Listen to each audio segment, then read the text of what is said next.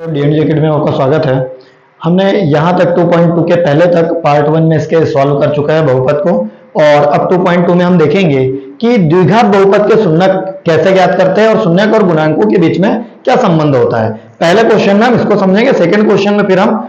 शून्यकों के योग और गुणनफल से हम बहुपद बनाएंगे। तो पहले क्वेश्चन का पहला क्वेश्चन समझेंगे हम, है ना। इसमें से जो एग्जाम में आने वाले हैं वो एग्जाम में मैं आपको बताऊंगा कि ये एग्जाम के दृष्टिकोण से ज्यादा इंपॉर्टेंट है, उन क्वेश्चंस पर आप ज्यादा फोकसली समझोगे। अभी यहाँ पर पहला क्वेश्चन हम देखते हैं।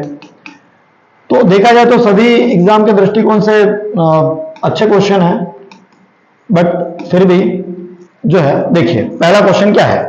X square minus 2x minus 8, ये क्वेश्चन हमारे पास में। अब हमको इसके निकालने हैं शून्यक, और शून्यक निकालने के लिए आपको बहुपदों का गुणनखंड करना होता है, बहुपद के गुणनखंड निकालने होते हैं। तो सबसे पहले हमको बहुपद के गुणनखंड निकालने का तरीका पता होना चाहिए, और वो बहुपद के गुणनखंड को निकालने का जो तरीका होता है हमारे पास में वो क्या होता है, वो ये होता है कि इसके सामने वाला गुणांक एक्स स्क्वायर का गुणांक मतलब यहाँ 1, और अचर पद का गुणांक मतलब कि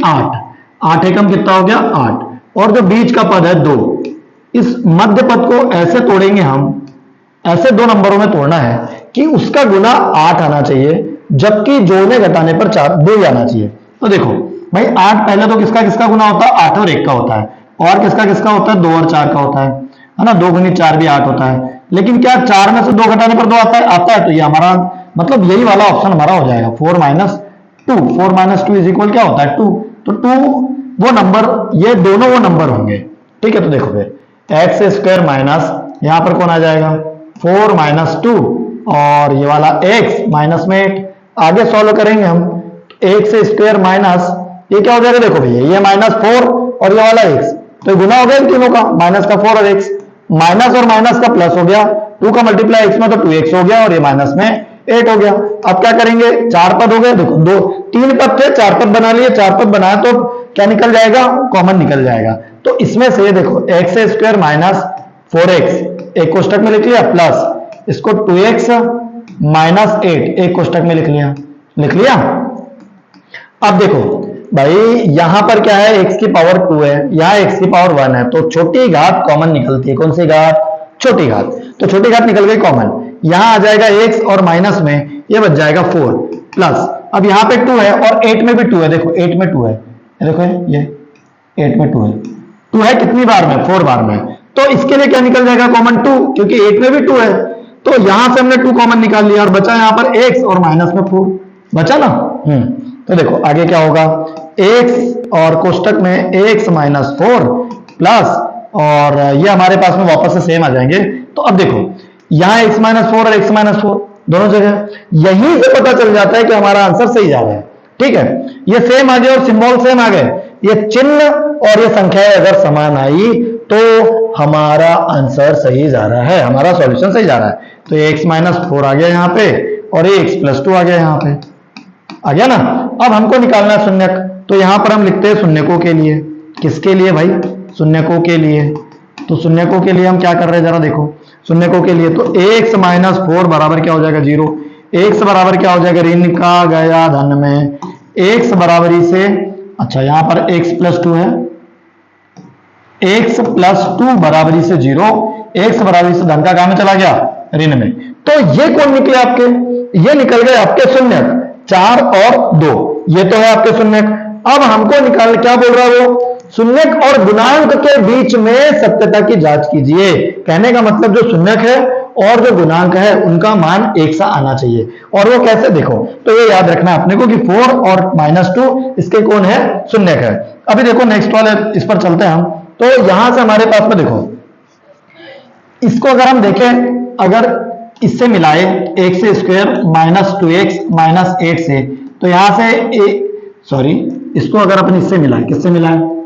x square plus b x plus c से मिलाए। ठीक है, तो देखो a का मान आपको क्या मिलने वाला है, a का मान कुछ नहीं 1 मिलने वाला है, b का मान क्या मिलने वाला है माइनस 2 मिलने वाला है, c का मान क्या मिलने वाला है आपको माइनस 8 मिलने वाला है, ये मान मिलने वाला है, लेकिन इनकी हमको जरूरत नहीं है, बस ये मैं बता रहा हूं आपको क्योंकि ये यूज में होने वाले। अब क्या होगा देखो, शून्यकों का योगफल और शून्यकों का गुणनफल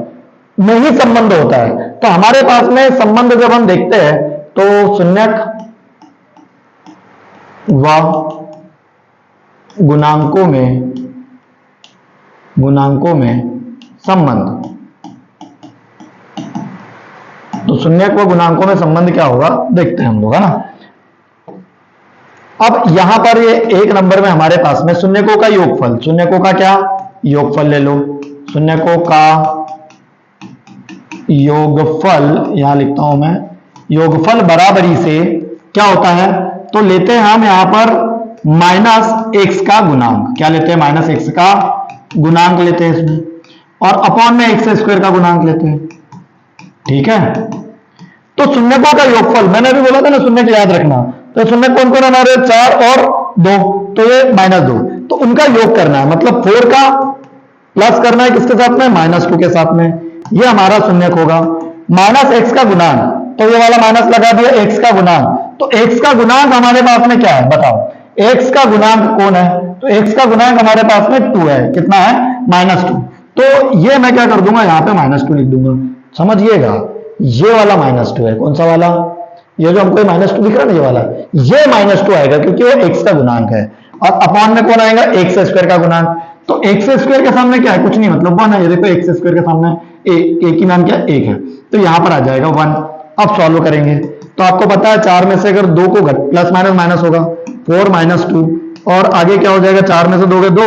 और यहां पर देखो ऋण ऋण का गुणे में, क्योंकि ये गुना है, यहां ध्यान देना, यहां गलती हो जाती है, ये गुना है, तो गुने में क्या हो जाता है धन, तो ऋण ऋण का धन हो जाएगा, तो 2, देखो गुणांकों में सत्यता की जांच होगी, काय में, योगफल में, ऐसे होगा गुणनफल में। तो सेकेंड इसमें अपन गुणनफल करते हैं, शून्यकों का गुणनफल, और वो क्या होगा भाई, तो इसमें यहां पर लेना पड़ता है अचर पद, और अपॉन में क्या ले लेंगे x² का गुणांक, ठीक है, अचर पद और x² का गुणांक लेते हैं, ठीक है। तो देखो शून्यकों का गुणनफल, शून्य कौन कौन है, 4 और 2, 4 और -2,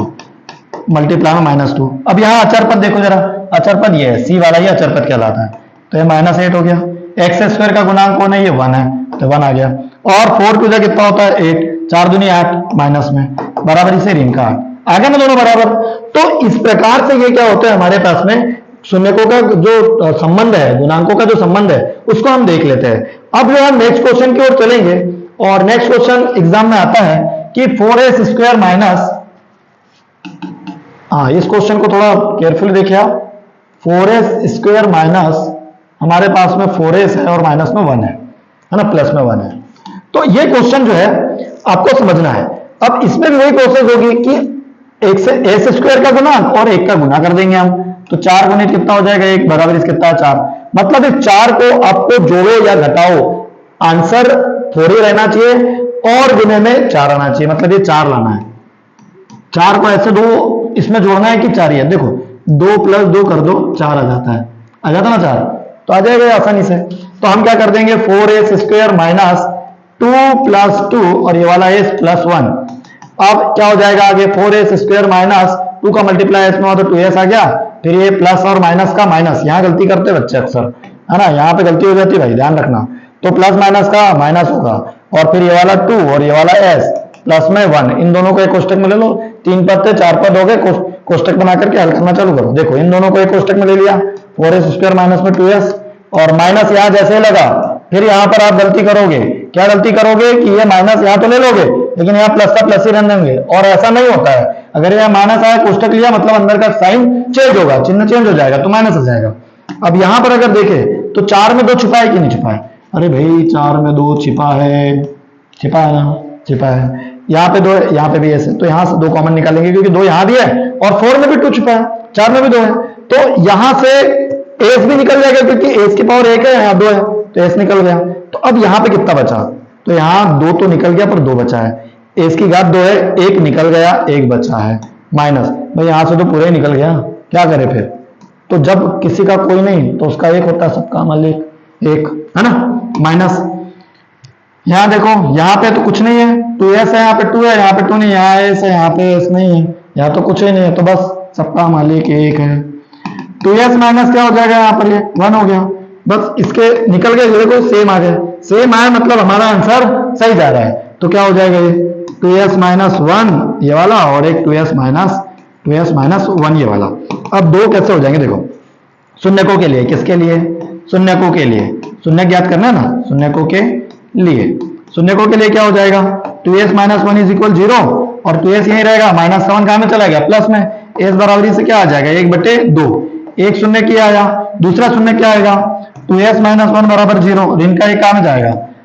धन में चला गया और s बराबरी से गुने का कहां में चला गया भाग में, दोनों सेम टू सेम आ रहे हैं हमारे पास में, है ना, ये देखो दोनों के आगे सेम टू सेम आ गए 1/2 1/2। तो ये शून्यक हो गए, और शून्यकों का जो संबंध है जैसा कि मैंने आपको अभी बताया था इसके पहले वाले क्वेश्चन में, सेम टू सेम वैसे ही करना है और आंसर आपके सेम आएंगे। तो एग्जाम में यहीं तक पूछता है, शून्य ज्ञात करने के लिए पूछता है, गुणांकों में संबंध नहीं पूछता है। बाय चांस पूछ लेगा तो मैंने आपको बताया उस टाइप से आप आसानी से कर सकते हो, बहुत कठिन नहीं है ना। अभी नेक्स्ट क्वेश्चन की ओर चलते हैं हम लोग, और थर्ड क्वेश्चन क्या है, थर्ड क्वेश्चन हमारे पास में है कि 6x² माइनस 3 और माइनस में 7x है ना। तो देखो भाई क्वेश्चन तो पहले सही से लिखा नहीं है, बहुपद को कैसे लिखा जाता है, बहुपद को ऐसे लिखा जाता है कि बड़ी घात को पहले, फिर छोटी घात, फिर छोटी घात, फिर छोटी घात। देखो यहां पर 7x इधर लिख दिया और 3 को लिखे नहीं, तो इसमें तो कोई x है ही नहीं, मतलब चर तो है ही नहीं, तो चर हमेशा जिसमें चर नहीं हो वो आखिरी में रहेगा, मतलब